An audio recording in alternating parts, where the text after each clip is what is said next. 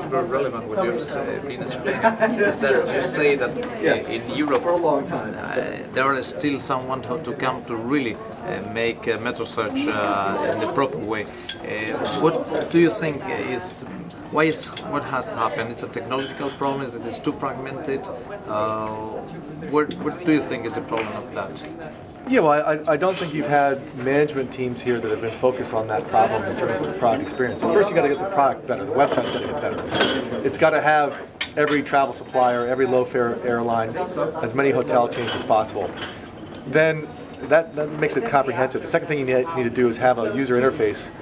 The look and feel of the website has got to be great, simple, clean, powerful.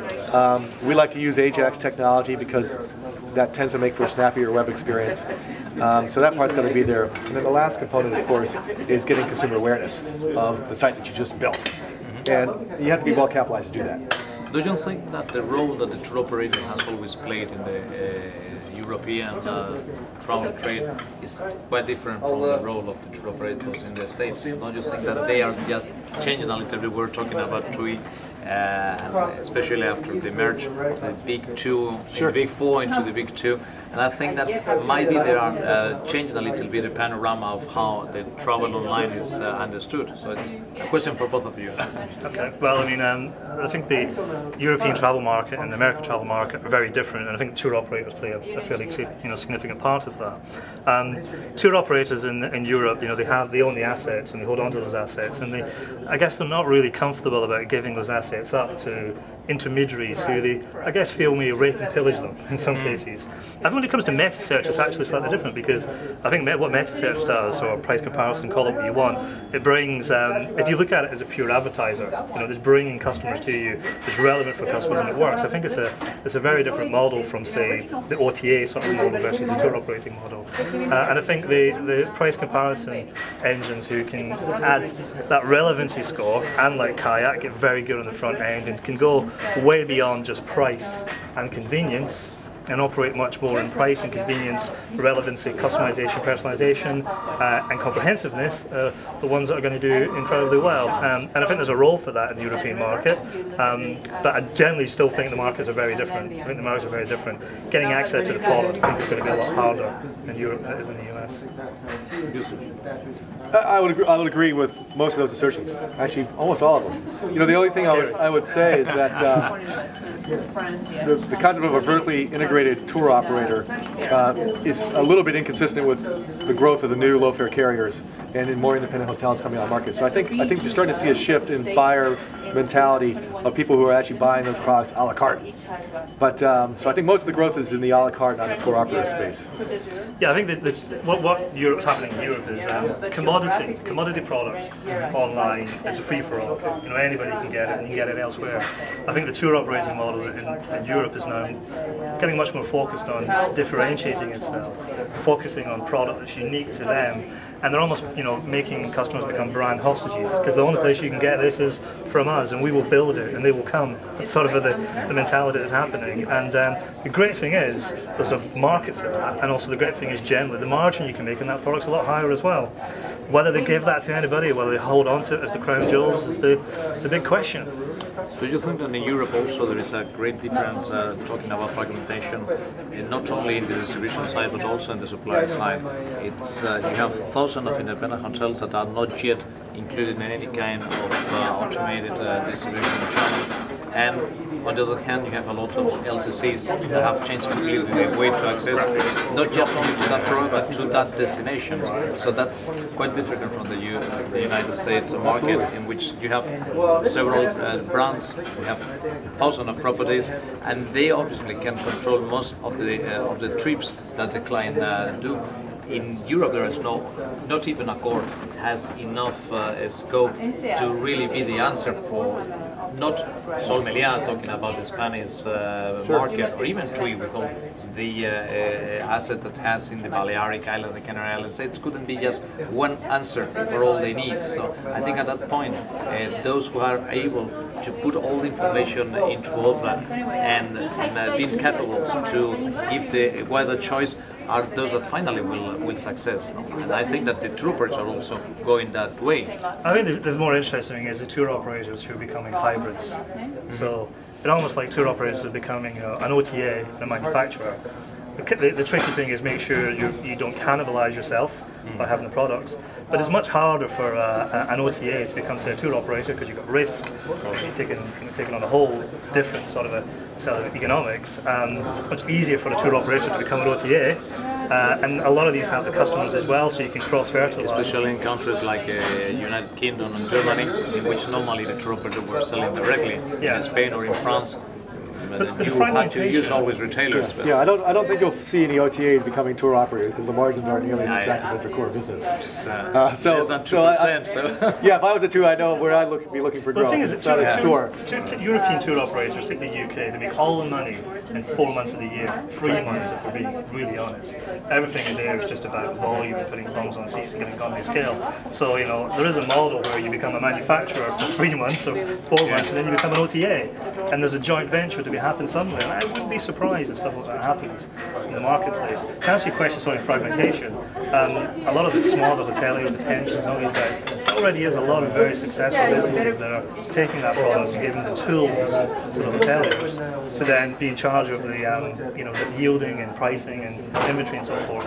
TUI owns a business in the UK called laterooms.com. Yeah, actually, it's about to be launched in Spain. Yeah, 14,500 hotels, 250 million turnover, phenomenal profit margins because there's a demand for it.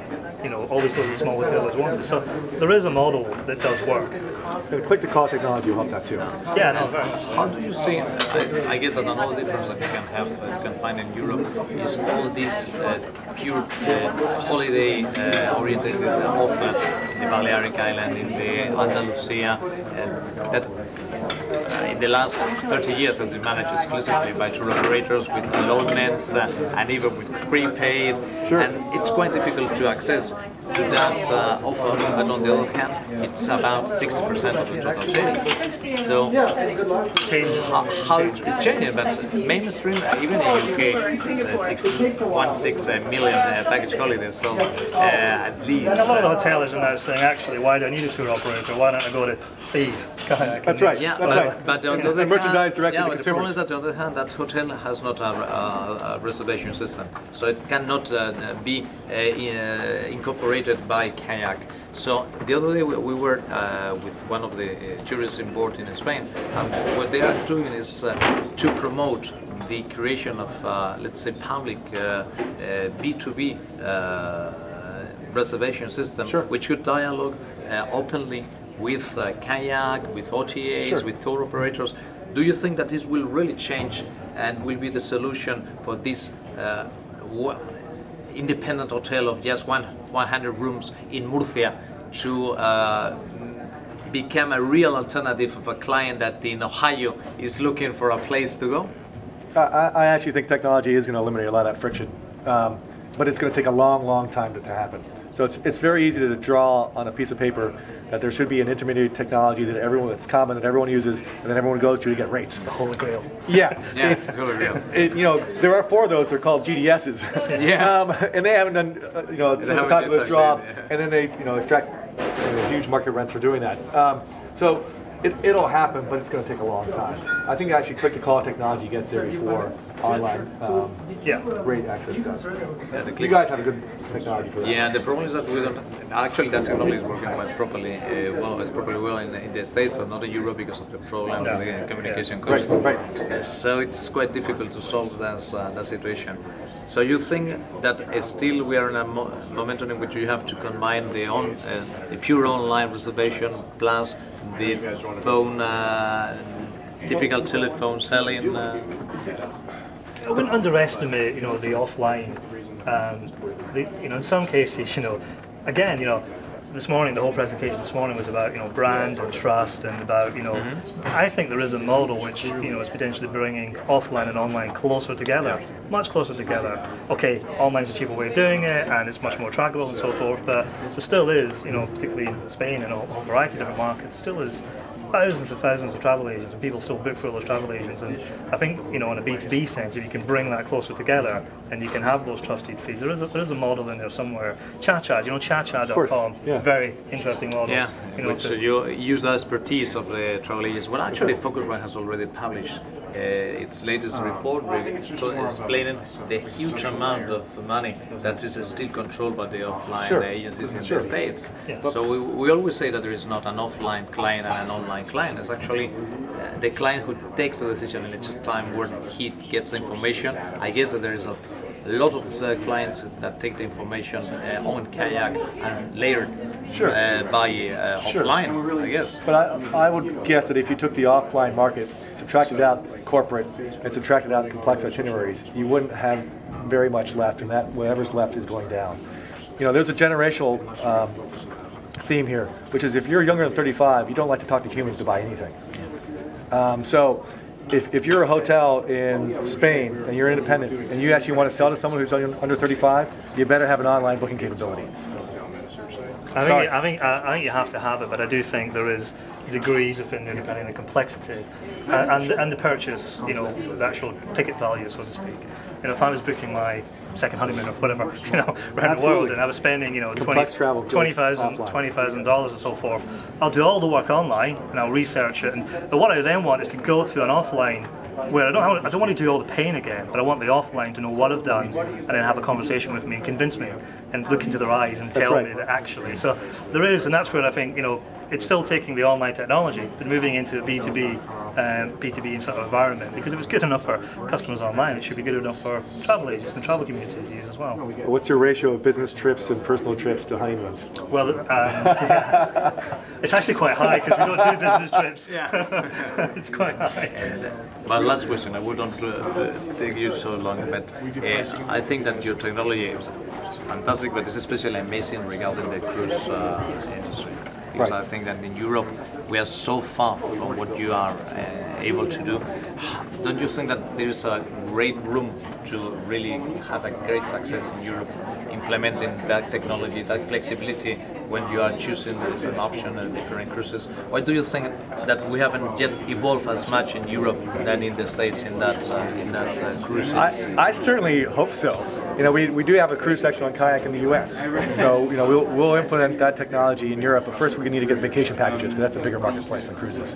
But it'll be there. But look, core air search doesn't work in Europe very well.